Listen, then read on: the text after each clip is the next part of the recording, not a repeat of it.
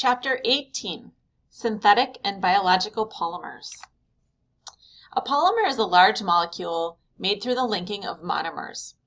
The monomer unit is the small building block of polymers. As you can see, we've got different monomer units creating a polymer.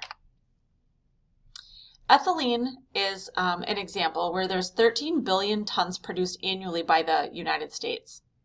This is produced by heating over a metal catalyst. So we have ethene, and ethene from natural gas is heated over palladium to make ethylene plus hydrogen gas. Polyethylene is formed by the polymerization of ethylene. We may have molar masses up to 50,000 grams. We have many ethylene monomer units creating polyethylene. This is where things are going to start to get a little bit more familiar. Then we have chloroethene. This is related to ethylene by the substitution of a chlorine atom for a hydrogen atom in each monomer. This is commonly called vinyl chloride. Does this look familiar? We got the monomer chloroethene, which is vinyl chloride, and we polymerize it into having a polymer called vinyl chloride. How about Teflon? Does this pan look familiar? Hydrogen atoms of the ethylene monomer have been replaced by fluorine atoms. We use this in non-stick coatings. How about nylon? This is used in all different types of clothing and ropes and things like that for tying up ships. This is a very long and strong polymer nylon. The strength of nylon is due to the hydrogen bonding between adjacent polymer chains. You may have also heard of polysaccharides. This is a biopolymer which is constructed by living organisms, usually made up of sugar monomers. Cellulose and starch are an example. Think of taking that bagel you had for breakfast and spreading it out. It is full of starch, which would look like this.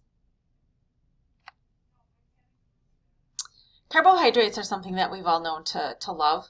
This is generally aldehydes of ketones containing many hydroxide groups. Glucose is the most common example.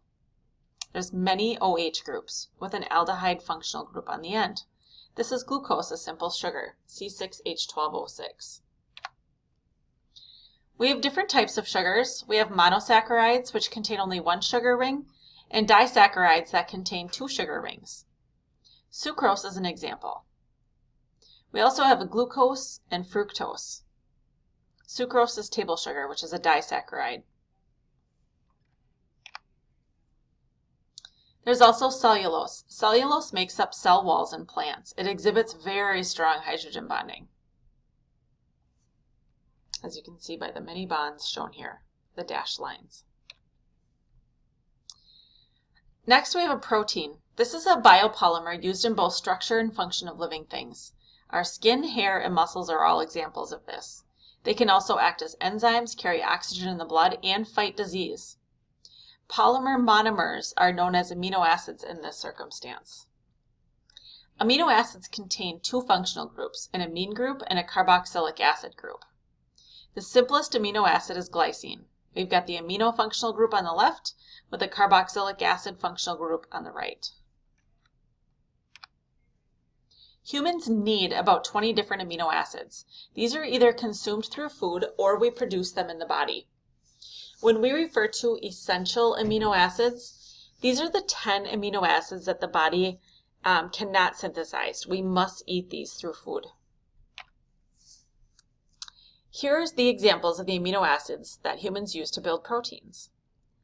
In this course, you don't need to memorize these, but it is interesting to see what they look like and what their structures may be. Here are some more amino acids. Peptide linkages are the carbon-nitrogen bond inside of a protein. It releases water from the structure. We can have different peptide types. A dipeptide is two linked amino acids. A polypeptide is a short to medium length. And longer chains and polymers of amino acids are proteins, usually greater than 40 connected together. DNA, deoxyribonucleic acid. This is a blueprint for the formation of protein polymers. Half is inherited from the mother and half from the father. It's composed of a backbone of alternating units of phosphate groups and deoxyribose. Here's an example. We can see the phosphate and the deoxyribose sugar. We have different amine bases connected together within the DNA: guanine, adenine, thymine, and cytosine.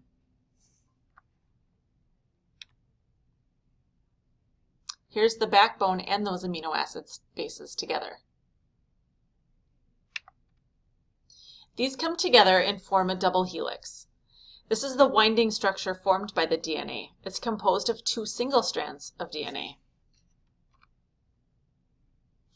What's interesting is viruses, they release viral DNA into the cells they infect, causing replication of the virus.